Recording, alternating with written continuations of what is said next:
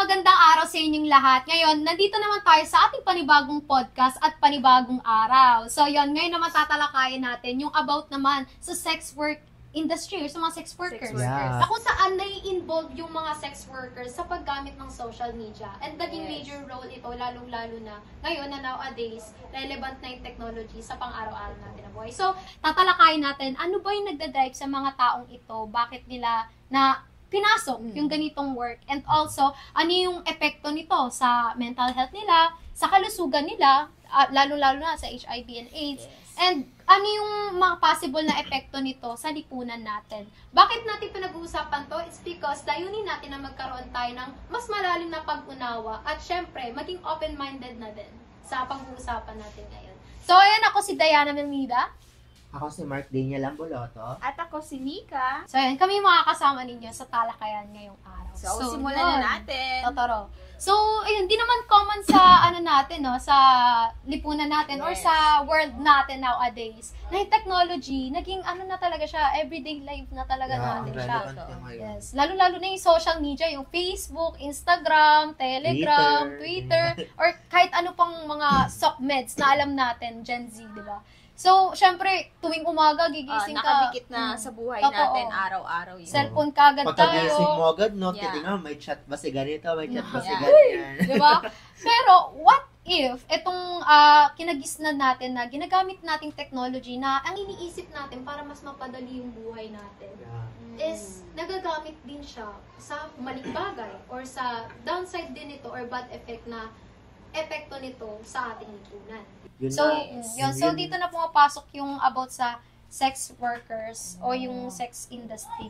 Na kung saan ginagamit nila yung social media para mag-take ng video and then isell yun through social media. So ayun nga, no, parang, di ba, kapag sinabi mong social media, kung aaralin natin sa communication na course is, ano siya, more on, parang, for communicating others, para mas mapadali, ganyan. Like, parang hindi na siya sobrang tagal bago ma-receive yung yung communication, di ba? Tapos and then feedback, ganyan.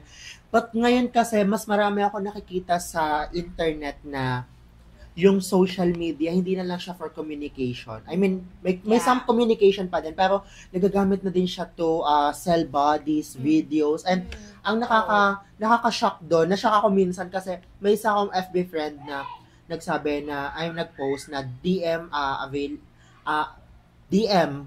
me sa Telegram para maka-avail daw ng video. So, ayun, na-shock ako kasi hindi ko siya yung huli sa listahan ko na mag-post ng gano'n, di ba? And nakaka-shock siya na hindi lang siya dito sa Philippines, pero kung titingnan mo pa sa internet, mas marami pa. And ano siya, di ba kapag sa Telegram, more on Filipino, and mas madali yung access. Pero, alam nyo ba, na sa ibang bansa, mas kinoconsider nila yung OnlyFans, di ba? So, kayo, anong thoughts nyo dun? So, yun. Ikaw, Mika, ano yung sa tingin mo parang nakikita mong, you know, like, bakit ano yung nagdadrive sa mga taong to? Bakit nila pinapasok? Siguro, isa sa mga rason kung bakit nila nagagawa yun is kahirapan. Totoo, sa bansa natin ngayon. Yeah. And also sa buhay nila, kasi kung iisipin mo mabuti, hindi deserve ng mga taong to na pumili ng ganun. Kasi kung iisipin mo mabuti, hindi talaga deserve ng tao na, magsisettle ka sa ganun. Kasi isipin natin, kahit kayo, kung ano yung mabuti. Parang, alam mo yung parang nandun na ata sa part nila na ginawa na nila yung lahat. Pero, nandun pa rin yung parang pipili talaga sila na bumili talaga. Na kahit na parang labag yun sa loob nila. Kasi may kakilala din ako. And kahit na ayaw niya talaga, kailangan niya. Kasi kailangan niya makasurvive. And ano ba yung nagiging reason? Merong behind question to na tulad nga sabi ni Mika dahil sa kahirapan. And bakit nga ba naghihirap? Kasi dahil din kasi sa sistema. Ang hirap ng sistema natin sa bansang Pilipinas. Totoo. Lalo na yung mga pinili nating leader na supposedly mag-aangat sa atin. But, alam nyo yun, sa mga nangyayari ngayon, mas pinipili pa nila mangurakot, mag-away-away. Sobrang daming problema ng bansa. At unang-una na dyan, yung unemployment, kung saan ang daming tao na walang trabaho, pero mas pinipili nila mag-away-away, ipa-impeach ganito, ipa-impeach si ganyan. Pero for me, alam nyo ba, hindi yung impeachment kasi yung sagot. Well, nandun na tayo, may kasalanan siya. But for me kasi, unemployment yung dapat solusyonan muna nila ng unang-una. Kasi ang daming Filipino na naghihirap and dahil nga naghihirap sila, kumakapit sila sa patalim na kahit hindi nila gusto, napilitan lang sila. Mayroon akong isang kaibigan na pumasok sa ganyan. I mean, matagal naman na siyang umalis, pero nung sinabi niya sa akin na kailangan niyang magbenta ng katawan para lang may makain sila ng anak niya. Grabe! Sabi ko, ano yung nag-drive sa kanya? Saan siya kumukuha ng tatag ng loob para gawin yun? Kasi kung ako yun, sobrang nahihiya ako kasi yun na lang yung meron ako, dignity, diba? Sa sobrang hirap ng buhay. Lakas ng loob. Yeah, ang lakas ng loob and saludo ako sa kanila. Saludo din ako. Kasi, parang malaking decision yun eh. Malaking decision Kasi yun eh. hindi lahat ng tao kayang gawin, kayang isugal yung gano'n, diba?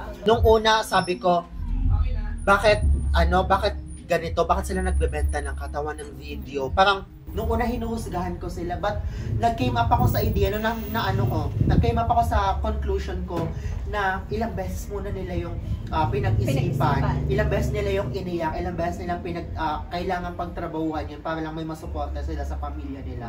And pinaliwanag siya sa akin ng kaibigan ko ngayon. And ngayon, super saludo ko sa kanya. And alam mo, may magandang trabaho na siya, pero sinasabi niya sa akin na kung di dahil doon, hindi siya mabubuhay ng mga panahon naghihirap siya. So yun, nakakalungkot lang din isipin kasi bilang mamamayan, lalo na dito sa Pilipinas, hindi deserve ng mga tao na, na mag-come up sa ganun, na pumili ng ganung desisyon. Totoo. Kasi, kung iisipin kasi mabuti, wala naman kasi magde-decide na pumili ng ganun. Kung hindi rin dahil kasi sa paligid din nila or sa estado ng buhay nila. Yun. Biktima lang din sila ng sistema. Tama. Totoo yan. So, tulad nga sabi ni Daniel kanina, di ba? Yung mga nailuklok sa kapangyarihan, yung mga government official, gano'n, dapat magbigay sila ng talaga, imbis na magpalaganap sila ng mga magandang policies, batas, and parang ayusin yung mga problems within sa country dapat. Mas pinapili nila na mangurap and maging selfish. Ganon, to the point na yung wala naman nagbabago eh. Totoo, to the point na yung naghihirap is yung nagsasuffer is yung mga mamamayang Pilipino. And alam niyo, napansin ko lang sa batas natin, napaka-anti-poor niya. And kada batas, sobrang contradicting. I mean, napapansin ko yun, may isang batas na ganito, pero i-contradict niya ng ganitong batas. Alam niyo yun, parang ang sarcastic lang na gagawa sila ng batas, pero napaka-contradicting. Minsan, umaayon pa yung batas kung sino yung mayaman. Diba? Kaya, may bago ba? Justice system ng Philippines yan eh. And alam mo yun, sa sobrang hayok nila sa pera, parang kung yung mga dapat gawin, hindi nila nagagawa, di ba? Kaya yung mga sex workers natin is, napipilitan sila kumapit sa patalim kasi nga sa mga ganong policy ng mga leader natin, di ba? Hindi talaga natin sila masisisi, no? Yun din. Na-realize ko din nung may nakausap din ako dyan kasi may kakilala ako. Talaga na hindi natin sila masisisi kasi dahil nga sa mahirap ang buhay, kailangan makasurvive. Kailangan, may mga mahal ka sa buhay na dapat iahon, ganun. Mapipilitan ka talaga. Lalo na kapag kunwari, hindi ka rin nakapagtapos ng pag-aaral. Mataas din kasi yung standard dito eh. Nakakainis. Even yung sa potato corner, yun. diba, kailangan college graduate. My God. Hindi naman kailangan magbebenta ka sa isang na college graduate ka. It's a basic math, diba? Basic math yung ginagamit doon and basic human decency. Tapos diba? yung sweldo mo. Minimum wage. Below God, minimum wage pa. Diba? Kaya, ayun, pero iniisip ko lang din, bukod dito sa reason kung bakit nila pinipili ito. Syempre, din, kapag pinasok nila to, may kaakibat din talaga kasi na panganib. And yun yung, syempre, sila eh. Kahihiyan. And hindi lang, harassment. Yun, prone sila sa pang-aabuso. Kasi alam mo yun, yung tingin kasi ng lipunan sa mga ganitong klase ng trabaho. Talaga, like, madumi ka, mababa ka. Yun yung parang tingin. ang tawagan nila, kalapating mababa ang lipad. Parang, kung metaphoric na word, kalapating mababa ang lipad. So, Nainis ako sa mga ganong klaseng tao kasi paano nyo nasasabi yung ganyang klaseng salita sa kapwa nyo tao kung hindi nyo naman alam kung ano yung nangyayari sa kanila. Alam nyo ba na naghihirap sila? Bakit sila napunta sa ganong sitwasyon? Question yourselves, di ba? Na hindi lang dahil sa pinasok nila yung ganong klaseng industry, is ibig sabihin, ginusto nila yun. Hindi nila ginusto yun. Di ba? Totoo. Sobrang cruel lang talaga ng lipunan natin. Kaya sobrang cruel ng lipunan, sobrang cruel ng bansa natin. Kaya nila nagagawa 'yun. Yun, like sa sinabi din ni Daniel and sa sinabi din ni Mika na about harassment. Tulad ng kinuwento din sa akin ng kakilala ko, naano lang din ako sa kanya na nalungkot ako kasi alam mo yun, parang madalas kasi talaga, 'di ba? Syempre, dating apps like Tinder, gano'n, doon talaga usually yung yung parang may meet up kayo, hook up daw. And then meron kayong pagkakasunduan na place. And then madalas talaga, kunwari, may ka-chat siya. And then ang mangyayari pagkapunta niya doon sa meet up place, madami sila. So parang mako-corner siya. Ganun yung nangyayari. May mga ganung klase. Mako-corner siya. And ano nga ba yung mga usually kasi walang parang unti lang yung policies about dito, no? About Parang usually ang mga nakukulong dito sa batas kapag related dito sa sex work industry is yung mga nambubugaw. Yes. Bugaw, Yung parang minor ka pa lang. Pero Oh my God. may mga magulang kasi na binubugaw yung anak. Kasi para sa pera, alam niyo yun, paghuhubarin yung anak sa harap ng camera. And then Naiinis ako sa ganong klaseng magulang na imbes na humanap ka ng matinong trabaho para sa kinabukasan ng anak mo, yung anak mo pa yung pinagkakakitaan mo. So, anong klaseng magulang ka? Kukwestiyonin ko talaga sila, anong klaseng magulang ka? Diba? ang messed up talaga nun. Isa na din dun yung mga documentaries. Kung mahilig din kayo manood ng mga documentaries din. May ganun talagang case. May mga ganun talagang case. Lalo na dito sa Philippines. Ito lang yung pinaka nakakalungkot, no, kapag sex worker ka. Tapos, napasok ka, na-rape ka. Tapos, ang sasabihin sa'yo ng ibang tao, ginusto mo yan eh. Oh. Ilang beses ka na nakatikim ng ganyang klaseng sarap. Ginusto mo yan, walang kasalanan dyan yung nang-rape sa'yo. I mean, ano yan, na-rape siya, hindi niya ginusto yun, hindi porket naranasan niya. Hindi porket yun yung trabaho niya. Yeah. Ganun. Alam niyo ba kung ano yung pinagdaanan niya? Iba dyan pinapatay. Oh. Kaya Diba? sobrang hirap. Sobrang nakakainis yung mga victim blamer na yon na bakit kailangan nyo magsalita against them? Sila yung na-rape, pero kakampihan nyo yung nang-rape. Anong klaseng utak yan? Diba? Tapos Diba? yung Rape is rape, rape. mayaman pa. Diba? Tapos kaya pang Kayang-kayang yung batas. kayang bilhin ng pera ang batas ngayon. Yan ang yung totoo. system, Charis. Dito sa Pinas. Ganyan yung Pinas. So, yun yung no? Yung downside talaga. Kasi yung lipunan din talaga. Yung nakikita ng lipunan. And yung opinion ng lipunan. Kasi yun na yung naging construct eh. Yun na yung inimprint ng society. Kung paano nila titingnan or kung ano yung magiging opinion nila sa mga ganong work. And dito din, syempre, bukod doon sa mga harassment and pang-aabuso, prone din talaga yung mga yung mga sex workers sa kalusugan din. Lalo na yung HIV. HIV and AIDS. Mahirap yun. As of 2021 daw So, 2021, mga 3 years ago. 3 years ago. 3 years. Tumataas na daw talaga yung cases dito sa Philippines. Oo. From 5.2%, tumaas daw ng 12.9%. Yeah. Also, yung yung cases din na Pinakamababang age, 15. Oh my God. And ito pa yung alarming. Tulad na sabi ni Mika, usually ng mga cases ng merong HIV is mga minor. Mga may edad na 14 to 17 years old. Grabe no, yung mga minor, yung pinaka-tinatamaan mismo. Grabe. And ano lang ako, nag-come up lang sa akin na yung society natin is ang laging kapag usapang HIV and AIDS, ang lagi nilang sinisisi yung mga sex worker mismo. 'Di ba mostly ng mga sex worker is from LGBT community. And ang ironic lang na kapag may HIV and AIDS, part agad ng LGBT Yun yung community, totoo. and part agad ng sex industry. May stereotyping na. May stereotyping na nagaganap na parang hindi pa sila open sa ganong idea na mostly kasi nakikita ko talaga na mostly ng mga sex workers is sila talaga yung pinaka mismong aware sa mga sakit na pwedeng mapasa. So sila yung mismong gumagamit ng lubes and condoms, di ba? Mga contraceptives na yan. And alam yung pinaka nakakatawa, yung mga nagsasabi pa na nang-i-stereotype pa doon sa mga sex worker na yan. Sila pa yung matatanda. Di ba? Sobrang, anong klaseng utak meron ka pa? Wala kang pinagkatandaan sa mundo. Di ba? Na supposed to be, dapat matanda ka. Mas malawak na yung, yung pang-opinion mo, yung pag-iintindi mo. Kasi 'di ba sa dami ng pinagdaanan mo sa buhay. Yun pa yung Marami ka nababalitaan throughout your life na may mga ganyang kaso na 'di ba? I mean, hindi ba sila aware dati na kahit dati 'di ba laganap na din yung ganyan panahon pa ng hapon. Kahit wala pang social media. Oo. And hindi lang sex worker yung nung panahon na yon, parang meron 'di ba mga comfort women na lagi silang ginagamit. Ayaw nila pero ginagamit sila ng mga hapon.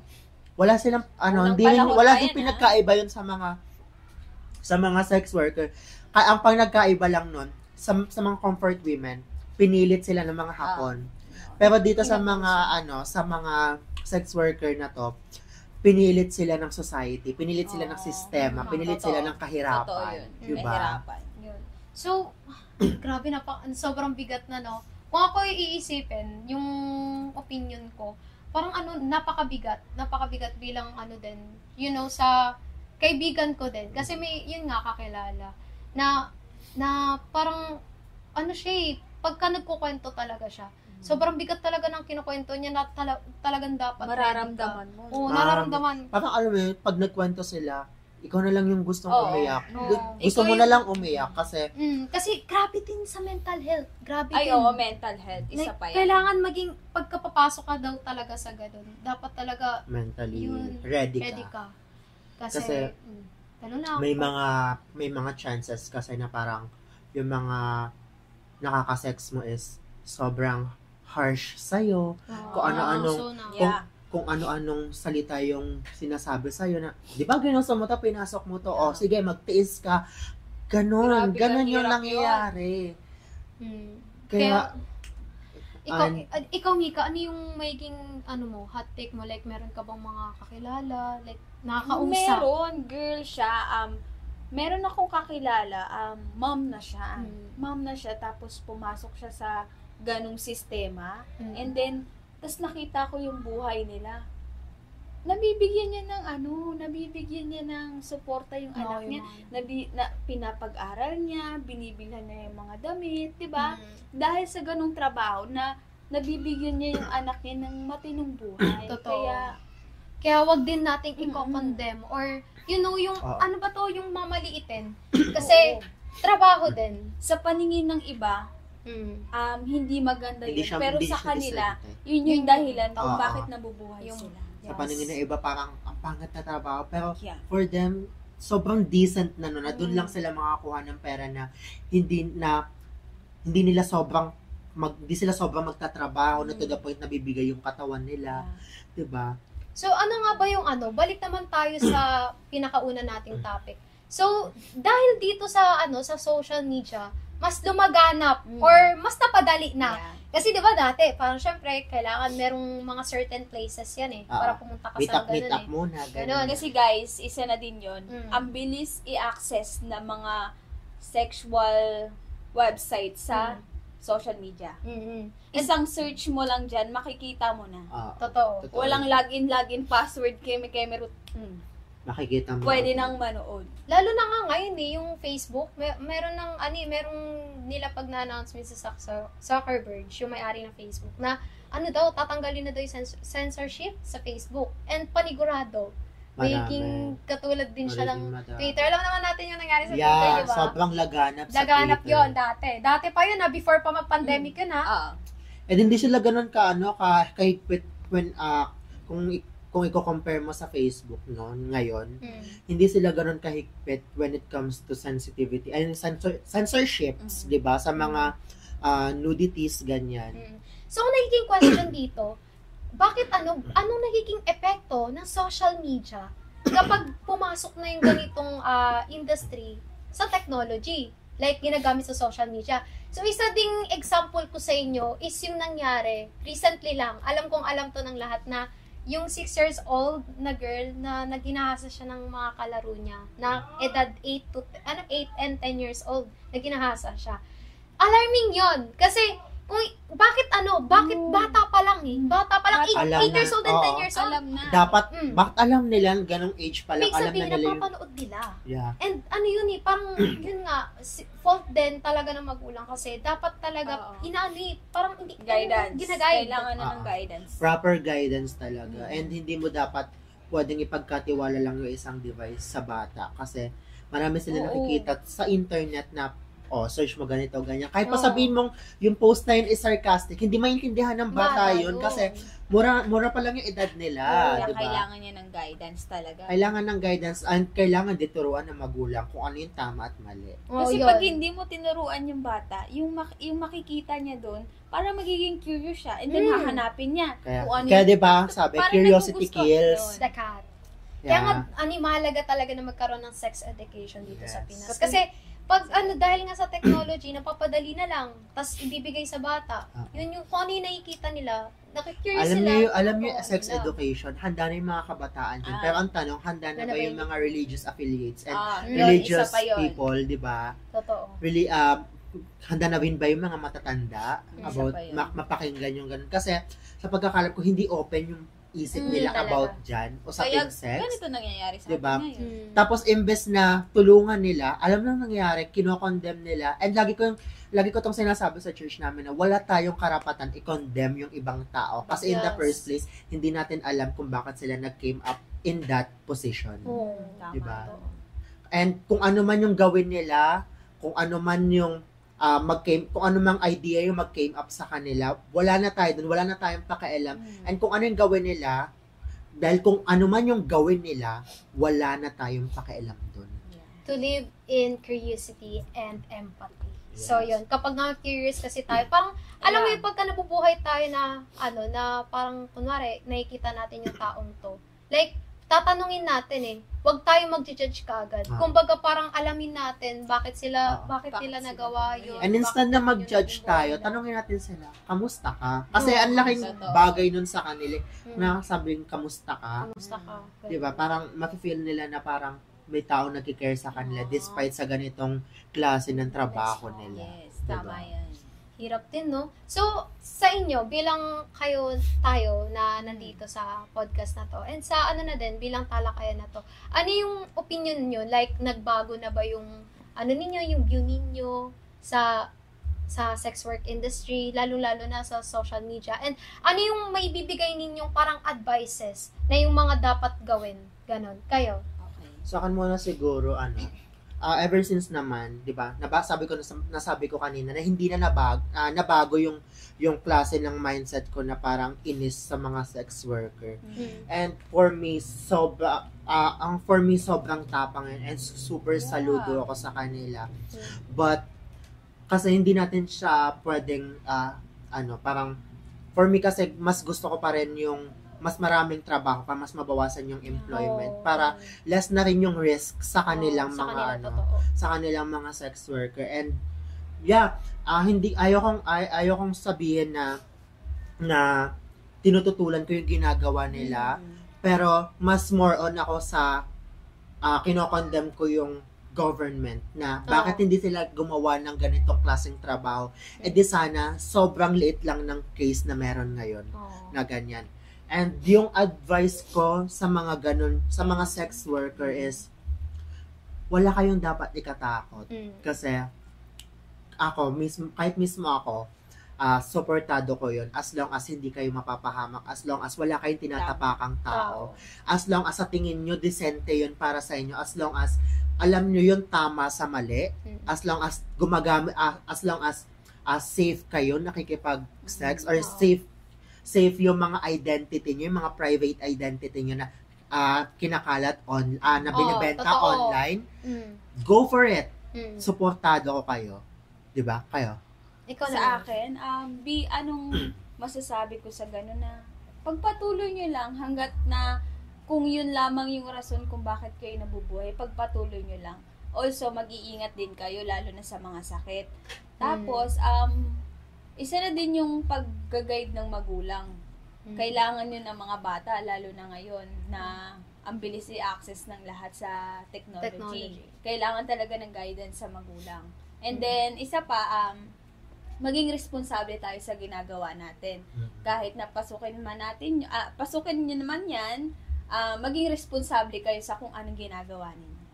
Totoo. So, Dapat sa akin aware naman, lang. sa akin naman, kung iisipin kasing mabuti, ako, wala na tayo, ilabas na ako, yung opinion, labas na tayo sa kung ano man yung maging decision ng nila. Ang sa akin lang siguro, hindi nila deserve na, na mag-come up sila sa ganung conclusion. Kasi kahit sino talaga hindi deserve yung ganun. And dahil nga sa sistema, dahil nga sa circumstances sa buhay nila, is napipilitan sila doon. And hindi nila deserve yun eh. Kung iisipin mo mabuti, kung sana maganda yung sistema dito sa Pinas, hindi nila iisipin yun. And siguro maging masaya ata na parang, alam mo yun, wala silang guilt. And wala silang regret, walang bigat sa buhay Imagine nila. nyo na lang yung bigat ng loob na dinadala nila Araw-araw. Yun. Diba? Yun yung So, siguro ang masasabi ko na lang, yun nga tulad nga ng sabi ni Daniel and ni Mika na kapag yun, pumasok sila doon, mag-ingat kasi talagang prone talaga sa pang-abuso and harassment. And also, practice always the, safe sex. Kasi dahil maging aware tayo na tumataas na yung HIV and AIDS dito sa Pinas. And dapat tayo, kung papasok tayo sa mga ganun, maging responsable din tayo. Tulad nga sabi ni Mika. And also, sa social media, bilang mga, mga internet users, din tayo parang maging responsable din tayo sa paggamit ng technology or ng social media. Kasi hindi talaga kasi lahat ng mga, pumapalab sa social media is, totoo and tama. Yeah. Ganun. Kasi kahit nasabihin natin na naging maganda yung epekto ng social media, lalo na sa natin ngayon, sa entertainment, hindi lang sa entertainment and communication, pati na rin syempre sa businesses, sa pag-promote ng businesses, and sa pag-spread ng information, yun nga. Syempre, bukod dun, parang maging responsable na lang din tayo na bilang tao na gumagamit nito para mapadali yung buhay natin. Maging responsable din tayo sa paggamit nito.